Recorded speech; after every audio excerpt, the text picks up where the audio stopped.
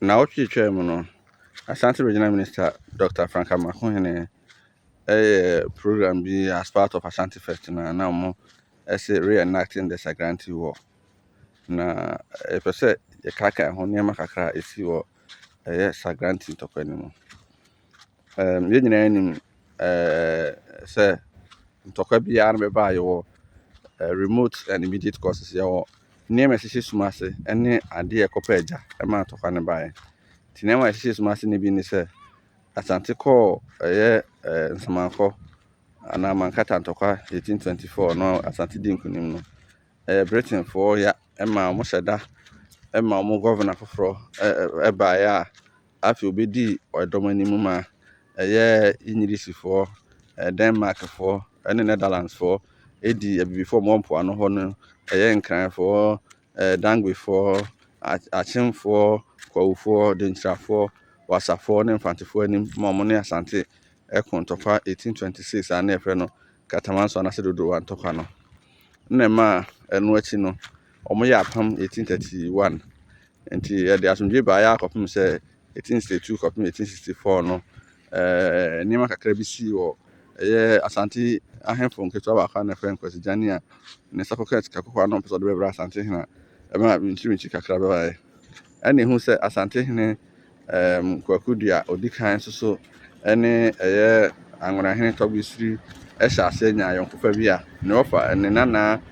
kofi kakra obedi na ade no ebeto aso ma yesekire anwoga ewo kumase ene yesekire kumase so ewo anwoga nuye no firi honum na Asante na wofa ana oye sahene champon ekotra Elmina benfi minu ema na mpom hofo no fantifo na ni hu se Elmina hene je no na that for so man be da na Elmina hene mo ema na aduane di sum one na srafo emedu abi no na omani nye hu no mo yese onsan ko ne kurom sabre na mu no so adubofo eko peki mantem ho no mo ko di sa ema oba no duru anum no ofa ye kuhin ni fridge Ramzia no na Ramzia so one na yire ne ba ene omo ho tie form edo mo ba no ekoba se Ramzia ba no ebehwere ne nkwa wo adanse form na mpatam ho no asana na omo de nkotena mfa no mu benfi nsia omo de tatra ba bebre wo Asante memu we no firi ho no na Elmina Castle no Asante he japade efiri 1807 ntokwa wo se bunsu kokon ya ne din be ye bunsu no etino mutu ya ho rent anase tour afibia 80 pounds so baby e de ma Asante hene ekoba se na that for no se omo colony no ma ye wo Ghana ne bo mo kan tino mo jemu nti omo yeso beton nanso na Asante hene kofi kakare mpeso beton enti omo tro krata ma no so atra mo se ontimi ton nti ekoba se that for no sma omo sma for mi ma ne ba kuma se one Asante hene ye di mo okoye no okatre ne hene se ye governor o Elmina se Asante hene ati ase se no boa nti that for no age hu sika 3200 pounds every English abrofunsem ema no achi no ekoye streamer ntwe mo ntem ema sare ne hyase 1872 nti enam Elmina Castle no nti no ema abrofo ne ba se ene osomo ne Asante di akon nanso na Asante hene ase nko ema mo cross be wure omo hyase ba ya bedru Asante ano ho be 22nd January 1874 ema 29 30 31st January hono entokwa kesisi wo adanse nkropo bebre na ne pompon so no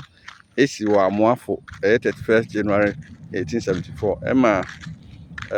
wonchi kru no ema nipa pi twi won kwa ntokwa no na bi koso bekwai mpatem ho na bi so koso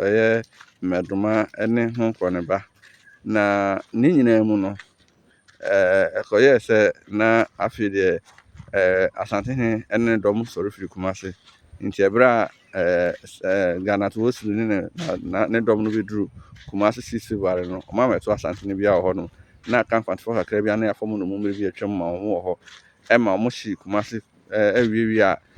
agudi bibiri ewo Asante he fie na e friend bonso abama sisi ho Ghana Forces Museum no ho na Asante he fie sa na mani nyina sie na dana no abrofo no yese omo se dwane akofie no mo so se bi Asante fo ba beto aso mo so omo ba ya betwa mu ɛkɔ ɛyɛ mpoano na ɛno no ɔmo ba ne mu no ɛna nsu kɛse bi gye mu na ntontom ɔmo suro ne ho kwan banti no na ɔmo pɛpɛrɛ ɔmo ho ɔmo asrafoɔ ɛnan ɛna ewu wɔ saa ko no mu ɛyɛ generals 9 ɛna ewu yɛ ɛma osi wɔn bɛkwae ɛkyerɛ nso so ɔsraani foforɔ so wu wɔ kokofu mfie mmienu akyi wɔn de no bɛka ho baabi kora yɛsi generals 5 no yɛfrɛ K5 bɛfam ne ɛwɔ bɛkwae ɔmo nim bɛkwae no ɛnim baabi a meka ho asɛm na sɛ mehu sɛ ɛyɛ adanse fɔmenafoɔ so ɛde dwuma bi ɛde alanche ɛberɛ aborɔfo no dwane kɔɔɛ no ɔmo so ɔmo nkurɔfo bi baa bɛhyia asantefoɔ bi wɔ fɔmena ɛhyehyɛ nneɛma ɔmo bɛyɛ de ayɛ apam ɛde atwa ntɔkwa no so ɛyɛ ɔmo draft of the treaty to end the war ɔmo yɛ no wɔ fɔmena na mmom nneɛma ɔmo sensan na nkasa ɔmo kɔsan no Cape Coast Castle ɛwɔ Cape Coast nti afi ɔmo ayɛ ho nneɛma ɛde adi dwuma akae nneɛma no ɛyɛ ana yɛmpɛ sɛ yɛbɛyɛ ama abakɔsɛm no ayera ɛho hyehyɛ no de esi wɔ fɔmena na mmom ne yɛsensan nkrataa na nkasa deɛ ɛkɔ so wɔ ɛyɛ Cape Coast Castle ɛna ma ɔko ne bɛwiɛ nti among other things no na wɔ sɛ asantehene tua 50,000 ounces of gold ɛma Britain aborɔfo ɛni kwan so ɔmo kɔko bi ne ho kɔnba na ko n'akyi no ɛna ɛyɛ asantehene yɛ sɛ ɔbɛfa ɛyɛ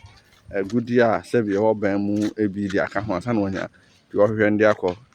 no bɛka ho ti no afe no kɔ na wie somewhere October no ne maame ne asante maame nyinaa bɛgyina so ɛde atu n'adeɛ so na Sagranti ntɔkwa no ɛho nneɛma kakra megye sɛ ɛwɔ sɛ ɛsɛ ne nso no